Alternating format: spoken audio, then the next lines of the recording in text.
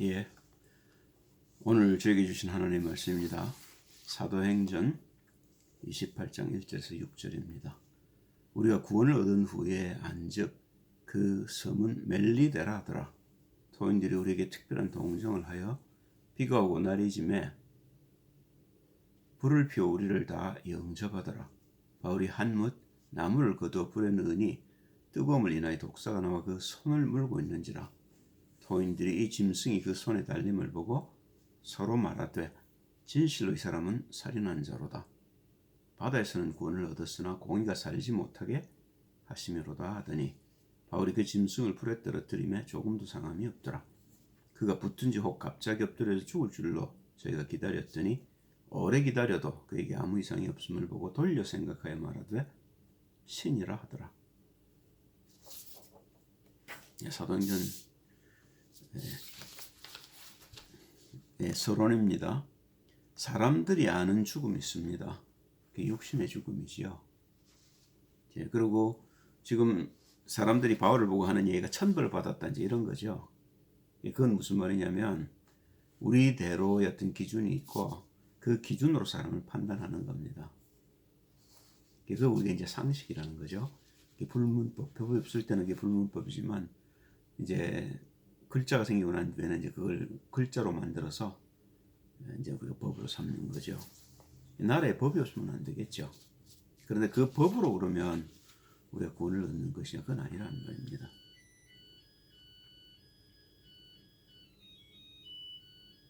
대개 사람들은 그런 기준에 따라서 착하고 정직하고 남을 돕고 그런 걸 우리는 의롭다고 여깁니다. 그런데 성경은 그걸 뭐라고 얘기를 하냐면 이사야 64장 6절을 보면 대저 우리는 다 부정한 자 같아서 우리의 의는 다 더러운 옷 같으며 우리는 다 쇠폐함이 잎사귀 같으므로 우리의 죄악이 바람같이 우리를 몰아가나이다. 여기서 가만히 자세히 보시면요, 그 잎사귀라는 게 가을바람에 불려가는 낙엽이란 말입니다. 나무에 붙어 있지 않고 나무에 떨어진 겁니다. 그러니까 말할 수밖에 없죠. 요한복음 15장에도 보면 포도나무 비유를 하시면서 내게 붙어 있으라 그렇게 얘기를 하시거든요. 그런데 우리가 그 하나님을 떠나게 되면요, 그럼 우리는 쇠폐하고 떠돌아다니게 됩니다. 얼마 전에 제가 그 종교학자의 얘기를 들으면서 한편으로 참 슬픈 마음이 들었는데요. 공부를 많이 하신 분인데 불교에도 구원이 있다 뭐 이런 얘기도 하시고, 그러면서 꼭 그리스도 안에서만 구원이 있는 거 아니다 이제 이런 얘기를 하신단 말입니다. 공부를 뭐 평생 하신 것 같고, 그런데 저는 들으면서 어떤 생각이 드느냐면 정말 이분이 그리스도를 모르는구나, 생명이 뭔지를 모르시는구나. 그 말은요, 철학으로는 우리가 도달할 수 없는 겁니다. 그런데 우리는 자칫 잘못하면 우리의 논리로 하나님을 만나려고 하는 경우가 있습니다. 그렇게 못 만나는 겁니다. 과정으로 필요는 할 수 있습니다만은, 그죠? 우리가 하나님을 만날 수 있는 게 딱 한 개입니다. 믿음입니다. 그죠? 그 믿음으로 우리 하나님을 만날 수 있도록 길을 여신 것이 하나님 우리에게 주신 그리스도입니다. 그래서 우리가 그리스도를 알아야 하는 겁니다. 그리스도를 모르면요, 철학이나 종교나 다 비슷해 보입니다. 그런데 그 결과가 어떠냐면 참담하고요. 그이가 하나 놓치는 게 있습니다. 이게 뭐냐면 하나님의 나라는 말에 있지 아니하고 능력이 있는 겁니다. 고린도전서 4장 19절이죠. 그리고 그 20절에 보면 하나님 나라는 말에 있지 아니하고 능력이 있다. 그렇게 바울은 얘기를 하고 있습니다. 오늘 우리가 보는 말씀에도 그렇죠. 나중에 그 보블리오라는 추장의 아버지를 이제 병 고치면서 병을 고치고 이제 병에서 나오게 하고 많은 병자들을 고칩니다. 그런 능력들 하나님 우리에게 이미 주신 겁니다. 근데 우리가 이걸 쓸 줄을 모르죠. 어떻게 이게 우리 가운데 가능할지를 모릅니다. 종교에서는 이것이 가능하지 않습니다. 그러나 믿는 자들에게는 이런 표적이 따르리니, 그죠? 그게 우리가 받아야 될 실제적인 구원의 능력들이고 축복들인 겁니다. 그러면 성경이 말하는 죽음은 조금 다릅니다.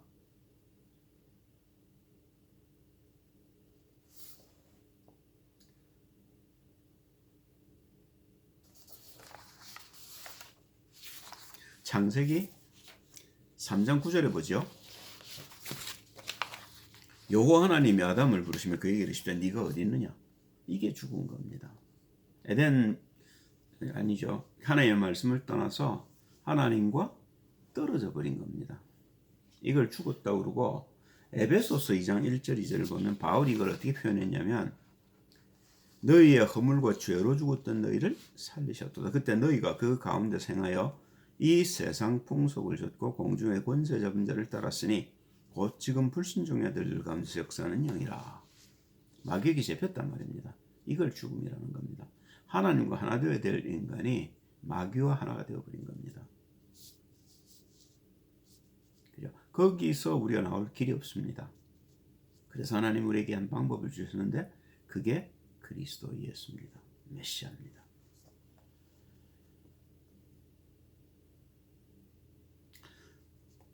사도행전 4장 5절을 볼까요? 창세기 4장 5절입니다.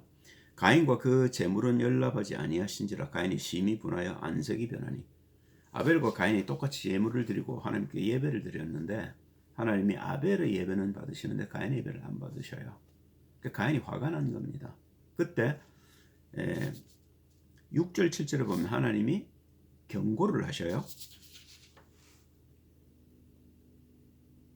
여호와께서 가인에게 이르시되 네가 분하여 하면 어찌미며 안색이 변하면 어찌미뇨. 네가 선을 행하면 어찌 낯을 들지 못하겠느냐. 선을 행치 아니하면 죄가 문에 엎드리느니라. 죄의 소원은 내게 있으나 너는 죄를 다스릴지니라. 마귀가 너를 움직인다는 겁니다.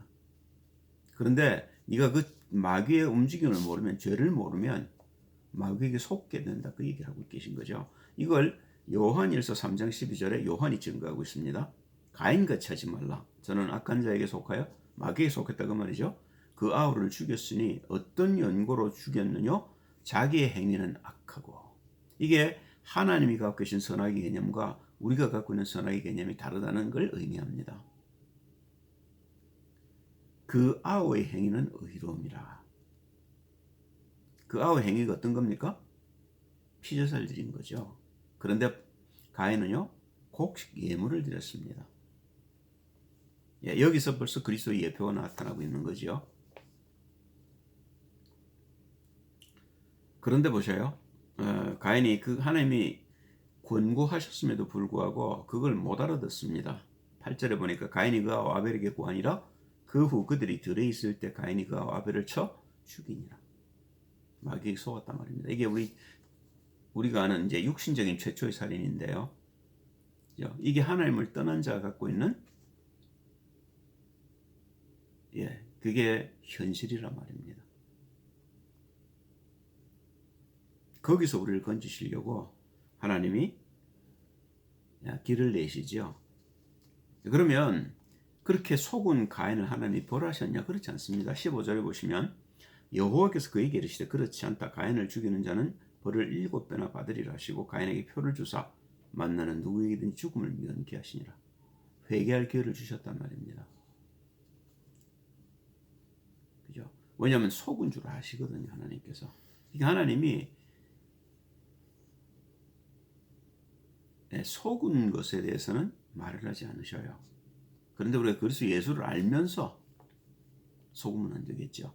디모데전서 1장 13절을 보면 바울이 같은 얘기를 하고 있습니다. 내가 전에는 회방자요 핍박자요 포행자였으나 도리어 긍휼을 입은 것은 내가 믿지 아니할 때에 알지 못하고 행하였습니다. 그리스도에 대해 무지했단 말입니다. 하나님 뜻을 몰랐단 말이죠. 자, 그러면 하나님의 길이 나옵니다. 창세기 49장 8절부터 12절까지를 봅니다. 유다야 너는 내 형제의 찬송이 될지라. 지금 야곱이 12아들을 불러놓고 하나하나를 축복하면서 하는 말입니다. 네 손이 네 원수의 목을 잡을 것이요. 창세기 3장 15절과 같은 얘기죠. 여자의 후손이 뱀의 머리를 상하게 할 것이라는 말하고 네 손이 그의 목을 잡을 거라는 말이 같은 말이죠. 마귀의 권세를 멸할 자가 네게서 나온다 그 말입니다. 네 아비의 아들들이 네 앞에 절하리로다. 그렇죠. 메시아 앞에 모든 사람이 무릎을 꿇고 그 입으로 예수를 주로 부르게 되어 있죠. 유다는 사자 새끼로다. 내 아들아 너는 움킨 것을 찢고 올라갔도다. 그의 엎드리고 웅크림이 수사자 같고 암사자 같으니 누가 그를 범할 수 있으랴. 강한 사람이라 그 말이죠. 오실 메시아는 강합니다. 그렇죠. 사단을 멸하신 분인데요. 홀이 유다를 떠나지 아니하며 7위자의 지팡이 같은 겁니다. 홀이나 7위나 에스더서에 보면 에스더가 이제 유대인들을 죽게 됐다는 걸 알고 왕 앞에 나갑니다. 그때 아하수에가 자기 홀을 이렇게 내밀죠. 예, 왕의 허락 없이 왕궁에 들어갔다는 죽는 겁니다. 그런데 홀을 내밀어서 그 홀에 이제 입술을 맞추고 용서를 받죠. 그 말은요, 왕의 권위를 상징하는 홀이란 말입니다. 그 홀이 다시 말하면 내게서 왕들이 나올 것이다, 그런 얘기를 하는 겁니다. 그 발사에서 떠나지 아니 네 후손으로 그런 왕들이 나올 거라고 얘기하고 있는 겁니다. 떠나지 아니하시기를 실로가 오시기까지 미치리니, 실로는 그리스도 예수를 예표하는 거죠. 예수님이 오실 때까지 그렇게 왕권이 너의 후손들을 통해 전해져 내려갈 거라고 얘기하고 있습니다. 그에게 모든 백성이 복종하리로다. 그의 나귀를 포도나무에 매며 그 암나귀 새끼를 아름다운 포도나무에 맬 것이며 또 그 옷을 포도주에 빨며 그 복장을 포도즙에 빨리로다. 그 눈은 포도주로 인하여 부르겠고 그 이는 우유로 인하여 희리로다. 자, 이 일이 역대상 2장에 보면 이렇게 표현되어 있습니다. 유다의 아들은 엘과 오난과 셀란이, 이 세 사람은 가나안 사람 수아의 딸이 유다로 말미암아 낳은 자요, 유다의 맏아들 에르는 여호와 보시기에 악하였으므로 여호와께서 죽이셨고, 유다의 며느리 다말이 유다로 말미암아 베레스와 세라를 낳았으니 유다의 아들이 모두 5이더라. 베레스의 아들은 헤스론과 하물이요, 세라의 아들은 시므리와 예단과 헤만과 갈굴과 다란이 모두 5사람이요, 가레미의 아들은 아가리니 저는 마땅히 멸할 물건으로 인하여 이스라엘을 괴롭게 한 자며, 에단의 아들은 아사라야더라. 헤스론의 낳은 아들은 여라무엘과 람과 글루베라. 람은 아미나답을 낳았고 아미나답은 나손을 낳았으니 나손은 유다 자손의 방백이며 나손은 살마를 낳았고 살마는 보아스를 낳았고 보아스는 오벳을 낳았고 오벳은 이세를 낳았고 이세는 맏아들 엘리압과 둘째로 아비나답과 셋째로 시므아와 넷째로 느다넬과 다섯째로 랏대와 여섯째로 오셈과 일곱째로 다윗을 낳았으며, 드디어 이제 다윗의 족보가 드러나기 시작하죠. 여기서 우리가 하나 주목할 게, 유다를 통해서 세라를 통해서 언약이 전달되어야 되는데 세라는 언약을 놓쳤습니다. 유다가 언약을 세라에게 전달을 못했어요. 오히려 며느리였던 다말로 언약이 전달되고 이 다말이 언약을 후대에게 전달하는 겁니다. 그 언약을 준다는 게 얼마나 중요한지 모르죠. 그죠? 그 언약의 백성에게 났음에도 불구하고 에르는 하나님 보시기에 악하여 죽고, 둘째가 누굽니까? 둘째가 누굽니까? 이름이 기억이 금방 안 나네요. 이 둘째도 그 하나님 보시기에 악을 행해서 죽죠. 그러면 이제 세라가 복을 받아야 되는데 세라는 언약을 못 받습니다. 오히려 그 언약이 다말을 통해서 이제 그 후대로 넘어가게 되죠. 그리고 그 후대로 쫓아내려온 것이 이제 다윗이란 말입니다.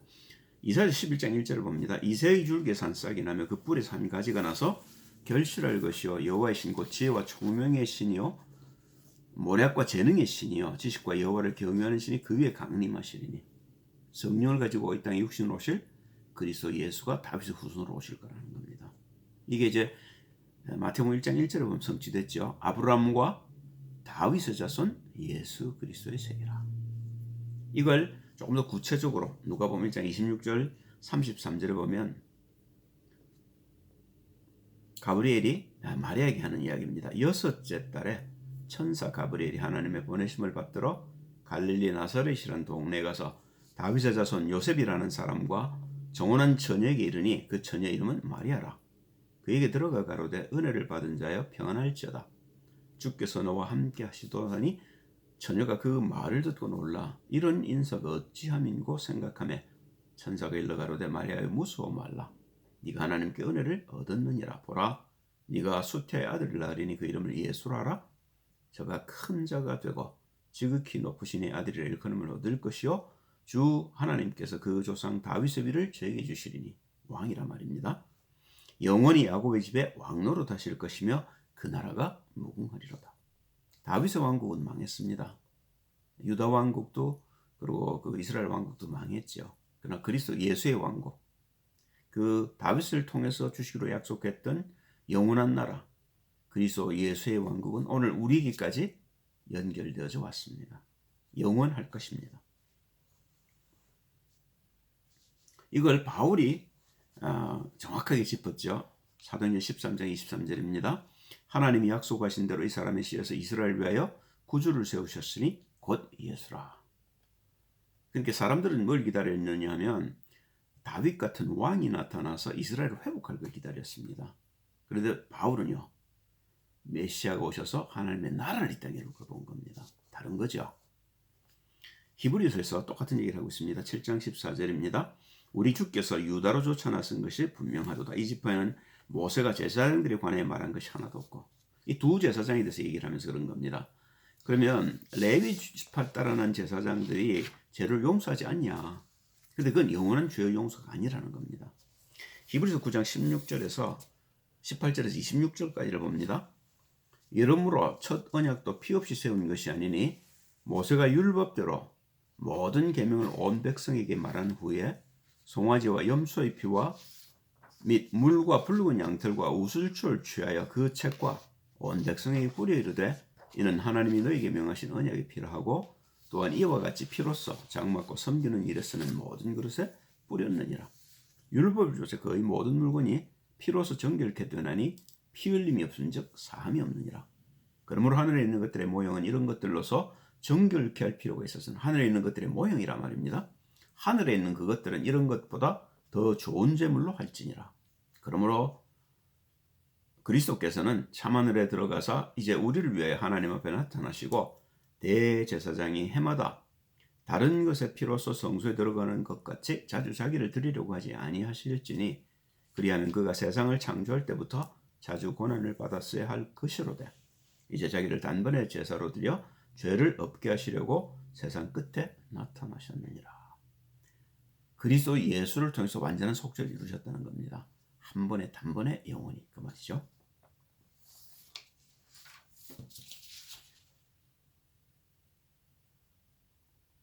그렇게 이제 성취된 얘기를 나타냅니다. 예수님이 사마리아에 와서 사마리아 우물가에서 이제 여자하고 얘기를 하죠. 여자가 묻습니다. 메시아 곧 그리스도로 하는 이가 오실 줄 내가 아노니 그가 오시면 모든 걸 우리에게 고하시리다.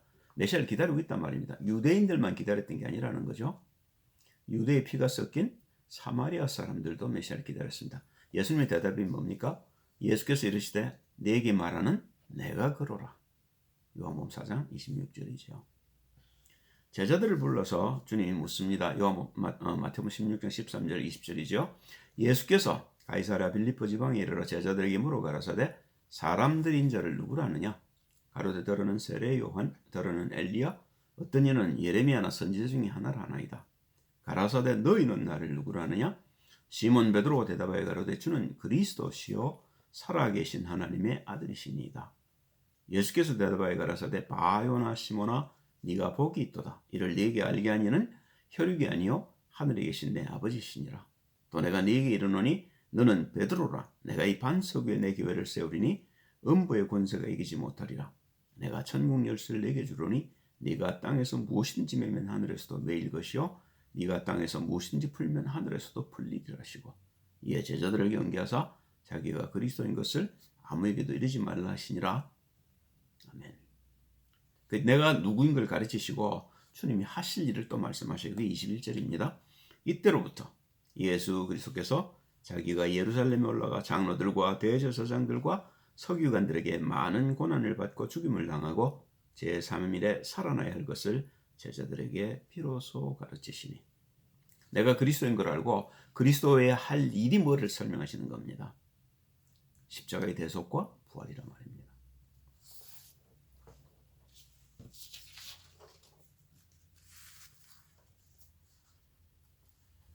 마태복음 28장 7절을 보시면요. 부활하고 난 뒤에 천사들이 여자들에게 하는 이야기죠. 또 빨리 가서 그의 제자들에게 이르되 그가 죽은 자 가운데서 살아나셨고 너희보다 먼저 갈릴리로 가시나니 거기서 너희가 배우리라 하라. 보라, 내가 너희에게 일렀느니라 하거늘. 그러니까 마태복음 28장에 보니까 제자들이 갈릴리에 가서 그 예수님을 만나게 되죠. 부활하신 주님을 만납니다. 28장 18절 20절입니다. 예수님이 부활하신 목적을 설명하셔요. 예수께서 나와 일러 가라사대 하늘과 땅의 모든 권세를 내게 주셨으니 그러므로 너희는 가서 모든 족속으로 제자를 삼아 아버지와 아들과 성령의 이름으로 세례를 주고 내가 내게 분부한 모든 것을 가르쳐 지키게 하라. 볼지어다 내가 세상 끝날까지 너희와 항상 함께 있으리라 하시니라. 우리가 이 약속을 쥐고 하나님의 명을 따라가기 시작하면 하나님이 우리와 함께 하시는 것들이 우리의 삶 속에서 드러나기 시작합니다. 우리가 하나님의 축복을 놓치는 일은 하나님이 우리에게 명하신 일을 한 귀로 듣고 한 귀로 흘려버리기 때문에 그렇습니다. 오늘부터라도 우리가 하나님의 뜻을 이루기 위해서 하나님 앞에 엎드리기 시작한다면 하나님 우리에게 길을 보이실 것이고 우리가 가야 될 곳을 인도해 가실 겁니다. 그죠? 이걸 우리가 지금까지 놓쳤다는 말입니다. 그러면 이 바울이요 어떻게 이제 결론입니다. 바울은 그럼 이 주님을 어떻게 만났겠습니까? 사도행전 9장 3절에서 6절이죠. 예수께서 사울이 행하여 다메섹에 가까이 가더니 호련히 하늘로서 빛이 저를 둘러 비추는지라. 이 빛은 태양빛이 아니라 말입니다. 창세기 1장 3절에 나오는 빛이죠. 소리 있어 가라사대 사울아 사울아 네가 어찌하여 나를 핍박하느냐 하시거늘 대답하되 주여 네 시오니까 가라사대 나는 네가 핍박하는 예수라. 네가 일어나 성으로 들어가라. 행할 것을 내게 이를 자가 있느니라 하시니. 아나니아를 준비해 놓으시고 하나님이 바울을 이제 아나니아에게 붙이시는 장면이죠. 그런데 이 바울이요 그 그리스도 예수를 성경으로 확인한 겁니다. 그게 히브리서 11장 1절에서 40절이죠. 그 사람이 전부 약속을 주고 그죠? 그 약속을 받지는 못했습니다. 성취는 못 받죠. 예수님 오시기 전에 다 죽었으니까요. 그러나 그 사람들이 가졌던 그 약속들 우리가 빚지지 않았냐? 그 얘기를 이제 바울이 하는 거죠. 그러면서 이제 사람들이 놀래지요. 그 뱀이 물었는데 안 죽는단 말입니다. 그러니까 이제 사람들이 하나님 인격이다 이제 이런 얘기를 하는 거죠. 네, 그리고 사람들이 다 놀랬겠죠. 근데 이제 그때 보블리오라는 그 말하자면 섬에 이제 가장 높은 사람의 아버지가 병이 들었던 모양인데 그 병을 고칩니다. 그리고 많은 병자들을 고치죠. 그 말은요, 예수님이 초기 사역했던 것처럼 병자들을 고치고 관심을 끌고 난 뒤에 복음을 증거했겠죠. 그죠? 로마서 6장 6절 11절에 보면 우리가 알거니와 우리 옛 사람이 예수님과 함께 십자가에 못 박힌 것은 죄의 몸이 멸하여 다시는 우리가 죄에게 종노릇하지 아니하려 함이니 이는 죽은 자가 죄에서 벗어나 의롭다 하심을 얻었음이니라. 만일 우리가 그리스도와 함께 죽었으면 또한 그와 함께 살 줄을 믿노니 이는 그리스도께서 죽은 자 가운데서 사셨음에 다시 죽지 아니하시고 사망이라를 다시 그를 주장하지 못할 줄을 알미로라. 그의 죽으심은 죄에 대하여 단번에 죽으심이요 그의 살으심은 하나님께 대하여 살으심이니 이와 같이 너희도 너희 자신을 죄에 대하여는 죽은 자요 그리스도 예수 안에서 하나님을 대하여는 산 자로 여길지어다. 새로운 삶을 살아라 그 말인 거죠. 그죠? 예, 틀림없이 그 섬에 많은 사람들이 그리스도 예수를 듣고 믿고 영접했겠죠. 그죠? 바울이 그걸 지금까지 했던 삶 아닙니까? 어딜 가든지 바울에게는 그리스도를 증거할 준비가 되어 있었고 얼마나 좋은 기회입니까? 뱀에 물렸다가 안 죽는 걸 보고 사람들이 놀랐을 적에 병자들을 고치고 복음을 전했겠죠. 결론입니다. 아마 바울이 이런 얘기도 했을는지 모르겠어요. 로마서 10장 9절 17절입니다. 아주 중요한 얘기죠. 네가 만일 네 입으로 예수를 주로 시인하며 또 하나님께서 그를 죽은 자 가운데서 살리신 것을 네 마음에 믿으면 구원을 얻으리니 네 마음에 믿는다는 게 영접하라는 말입니다. 사람이 마음으로 믿어 의에 이르고 내 마음에 새긴 거죠. 입으로 시인하여 구원에 이르느니라. 성경에 이르되 누구든지 저를 믿는 자는 부끄러움을 당치 아니하리라 하니 유대인이나 헬라인이나 차별이 없습니다. 한 주께서 모든 사람의 주가 되사 저를 부르는 모든 사람에게 부유하시도다. 누구든지 주의 이름을 부르는 자는 구원을 얻으리라. 그런즉 제가 믿지 아니하는 이를 어찌 부르리요? 듣지도 못한 이를 어찌 믿으리요? 전파하는 자가 없었지 들으리요? 보내심을 받지 아니하였으면 어찌 전파하리요? 기록된 바 아름답도다. 좋은 소식을 전하는 자들의 발의함과 같으니라. 그러나 제가 다 복음을 순종치 아니하였도다. 이사야가 가로되 주여 우리의 전하는 바를 누가 믿었나이까 하였으니 그러므로 믿음은 들음에서 나며 들음은 그리스도의 말씀으로 말미암았느니라. 아멘. 이야기도 했겠죠. 그렇죠? 그래서 바울은 많은 제자를 세웠고 많은 교회를 세웠고 이제 마지막 로마로 가는 길에 여기 다 그 말타 섬에도 이제 복음을 전하고 많은 사람을 주께로 인도했습니다. 여러분과 저에게 주신 소명도 같습니다. 우리가 한 번밖에 없는 인생을 우리의 육신을 붙들고 이 죽을 목숨을 붙들고 살아서는 안 되는 거죠. 영원한 생명, 그리스도의 복음을 붙들고 그 속에서 그리스도의 인도를 받고 그리스도가 나를 통해 하는 역사를 보는 삶을 살아야 될 겁니다. 그러면 우리의 삶 속에서도 바울에게 일어났던 이런 성령의 역사들이 전도와 선교의 열매들이 일어나게 되겠죠. 그게 우리가 주님 앞에 들고 가서 우리가 하나님의 사람으로 살았다는 증거가 될 겁니다. 그렇게 여러분과 저를 부르셨습니다. 기도합니다. 할렐루야. 주님 찬양을 드립니다. 주의 성령의 충만함을 입고 성령의 인도를 받으며 우리의 걸음마다 성령의 역사를 보게 도와주옵소서. 온전히 우리를 들여 하나님의 종이 되게 하옵소서. 주 예수 그리스도의 이름으로 기도합니다. 아멘.